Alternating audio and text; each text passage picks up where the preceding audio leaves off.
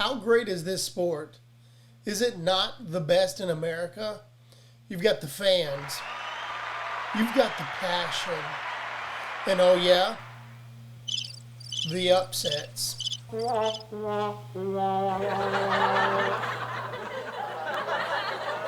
on, let me hear it. I can take it. Come on, let me have it.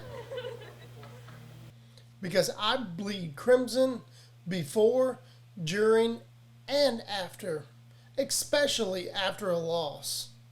This one was hard. It made it a little easier to get to watch my daughter serve as an acolyte on Sunday. She did great, by the way. But I'll get more into that game later. Right now, roll the intro.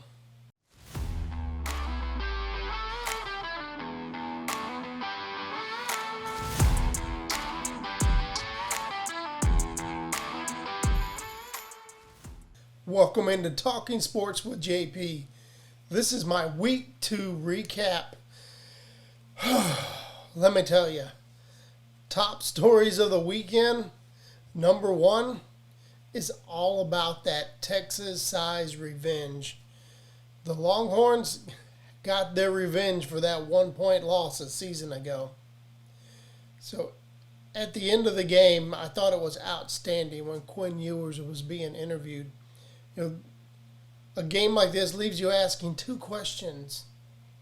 We all know what the two are.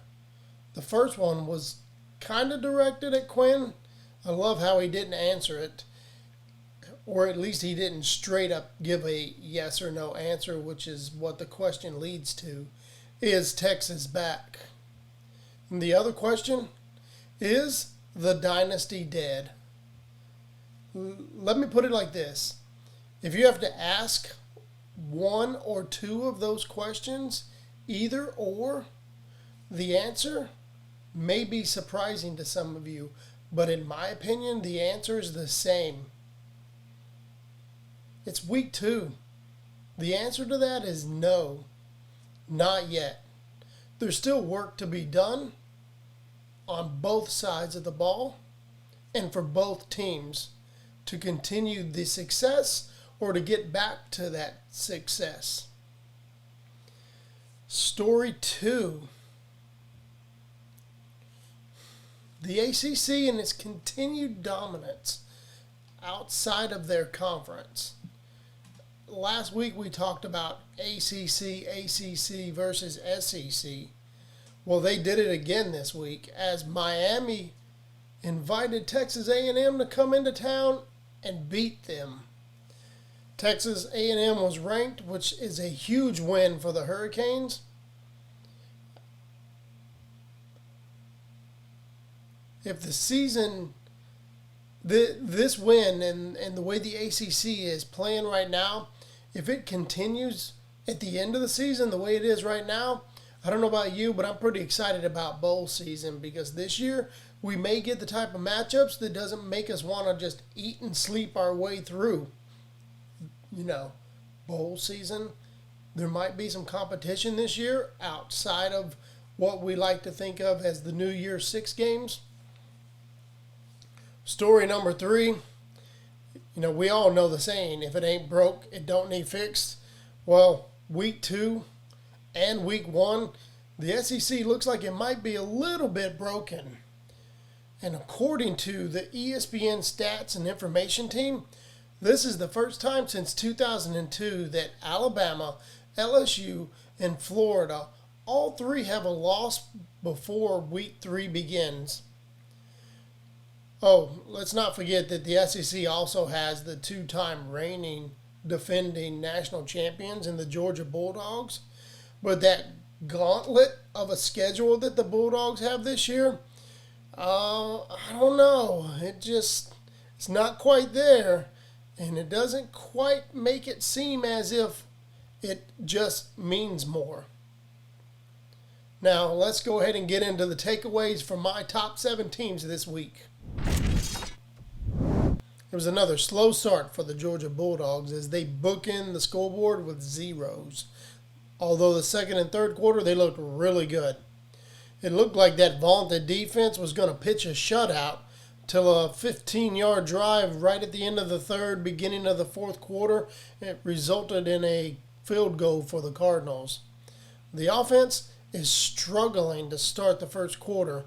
They had a 9 and an 8 play drive, which ended in a missed field goal, and the other was a punt.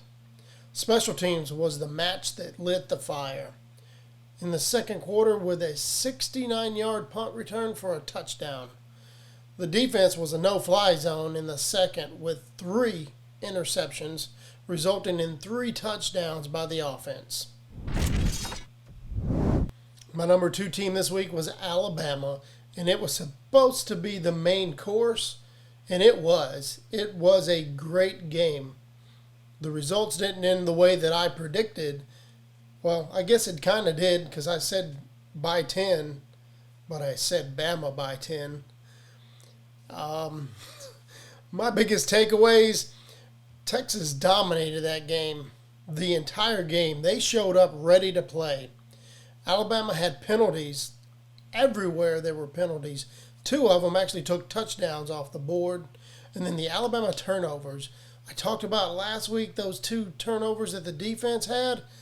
They didn't get those this week. They didn't get any of those. And Alabama just returned the favor by giving 2 away. There was a lack of offensive play calling that utilized the quarterback's athleticism. There was a lack of quarterback pressure from the Alabama defense and a lack of deep ball coverage.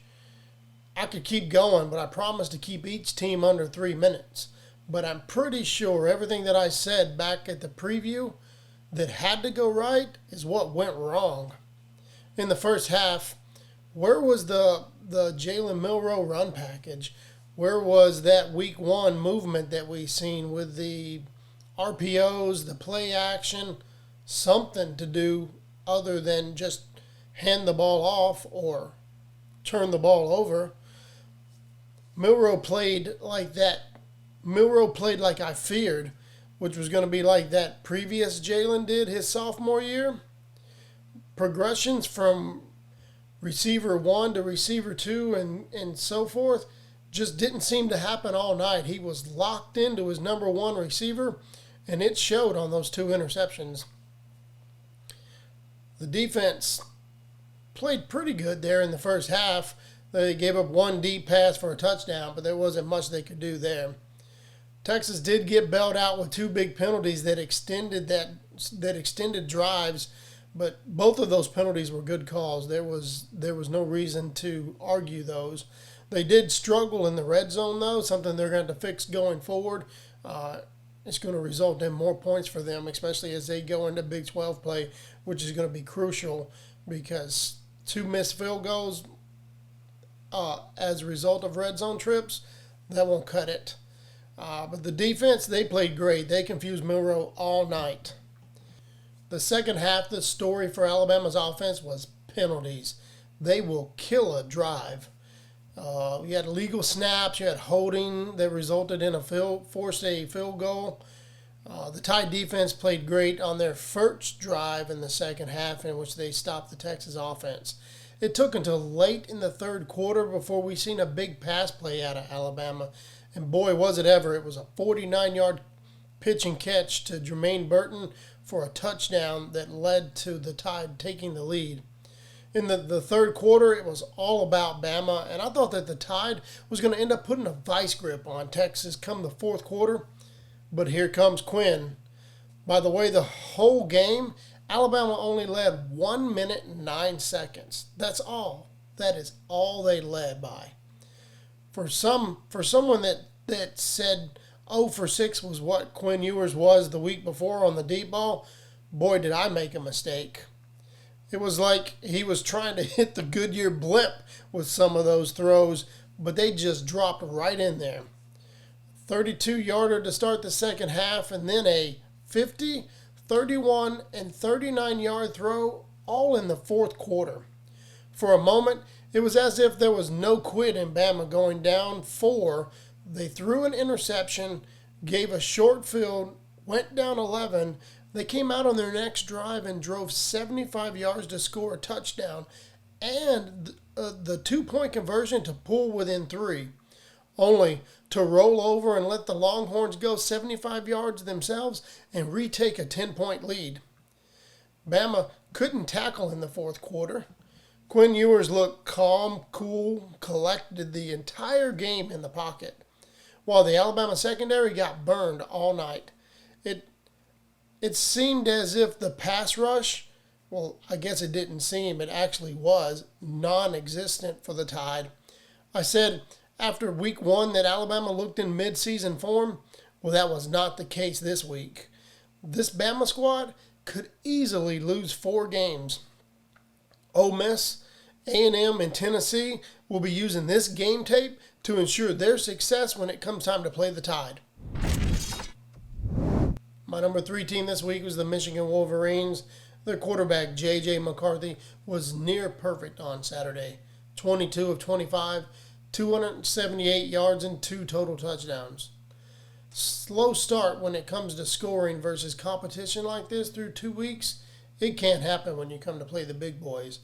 Long drives of 8, 9, 10 plus plays versus these smaller schools, it makes us question the big play capability of the offense. And when you're struggling against lower level competition, what are you going to do when you play the stronger teams?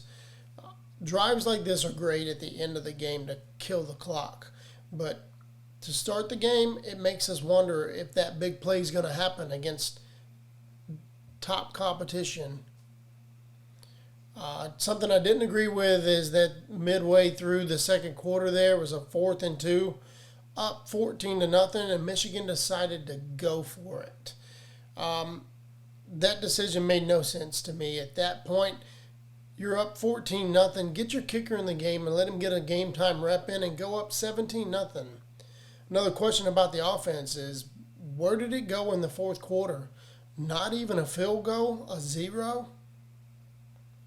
The defense is playing great. They had 5 sacks, 10 tackles for loss, gave up only 168 yards in the air and 61 on the ground. That late score, it was nothing. Keep playing the way you're playing, and everyone is going to have trouble scoring against the Wolverines. Number 4 is the Florida State Seminoles. Man, was I wrong about the backups getting playing time? It didn't really occur until late in the third quarter. And the offense, it picked up where it left off in Orlando last week. Jordan Travis did not overly impress me this week as he did against LSU, but he can lead this. He's leading this team really well. The run game is working so well, just hand the rock off and watch it find the end zone. Total of 4 touchdowns, 306 yards on the ground. The defense looked good, holding the Golden Eagles to 13 points, 154 passing, and 104 rushing yards. Frank Gore Jr. is still shy 49 yards of reaching that 3K club, thanks to the Noles defense. Number 5 is USC. What the heck, SC? A 0 in the third quarter? Come on, man. Caleb Williams threw for 281 yards, 3 touchdowns, and ran a score in, all in the first half. Should we just go ahead and hand the man the Heisman now and call the race over with? As for that defense that I've been critical about for 2 weeks, they played really good in the first half Saturday, forcing 2 turnovers. On the night, they held Stanford to 349 total yards. Freshman Zachariah Branch returned another special teams touchdown. This time, it was a 75-yard punt return. In the opener, he had a 96-yard kickoff return take to the house. The future of this century-old rivalry may be unknown, but one thing is for sure, USC is for real through 3 weeks of the season. My number 6 team is the Ohio State Buckeyes. First of all, way to prove me wrong, defense. A touchdown in the first quarter? Not just a touchdown, but the Penguins drove 75 yards down the field and capped it off with a 3rd and goal, 1-yard touchdown run. That's not supposed to happen. And to top that off, I thought it was going to happen again to start the second half on the first drive again. It's kind of like the Ohio State defense was asleep at the start of the first and second halves of the game. Luckily, that second half drive ended with a pick in the end zone. Ohio State's offense is a work in progress. You follow up that pick in the end zone by going 3 and out. I don't expect these struggles to be a problem until September 23rd and October 7th when you play at Notre Dame and then you welcome Maryland to Columbus. Both teams are more than likely going to be undefeated come those games and putting up points. So this Ryan Day-led offense has to get it together quickly. The defense looked really good to this point against Indiana and Youngstown State. More quarterback pressure would be nice moving forward. That'll equal more sacks. There's only 3 total so far, which will produce more turnovers. Only 1 interception so far and 1 forced fumble that was not recovered. We've seen this before from this team. Just a year ago, they averaged giving up 14.8 points per game through their first 7 until it was time for them to go play big pass-happy offenses in the Big Ten, such as Michigan and Penn State. Speaking Penn State, they're my number 7 team, and the Nittany Lions mean business so far through the season. I expect them to be right there in the thick of things in the Big Ten East as the season continues to go. It'll take a complete team defense if you expect to keep Penn State out of the end zone. The team's total through 2 games, 558 passing yards, 461 rushing yards. That's pretty balanced. Don't look now, Michigan and Ohio State, but they're also putting up 50-plus points per game while allowing just 11 points per game. Yes, this was the Fighting Blue Hens of Delaware, but Penn State did what was expected of them. Delaware crossed midfield once, just 1 time in the second half. They had 12 total possessions, punted 7 times, and turned the ball over twice. And now to touch on my first 2 out. I don't think Texas is going to be considered first 2 out of anything moving forward. And I've already talked enough good stuff about them, and I can't continue it since it was against my Tide. Notre Dame is the other one of my first 2 out. Sam Hartman is playing at a high level and making all the throws that are asked of him. Notre Dame beat North Carolina State 45-24 this past weekend, and we could find them climbing the ranks real soon themselves. Thanks for tuning in for another episode here on Talking Sports with JP. Come back later this week as I preview Week 3. I'll give you my new top 7, and we all know there's going to be some changes to happen there. Don't forget to like, subscribe, and hit that bell for notifications. If you like this content, share it with your friends. Try to grow the channel here. You can follow me on all social media at JP21Sports. See you next time.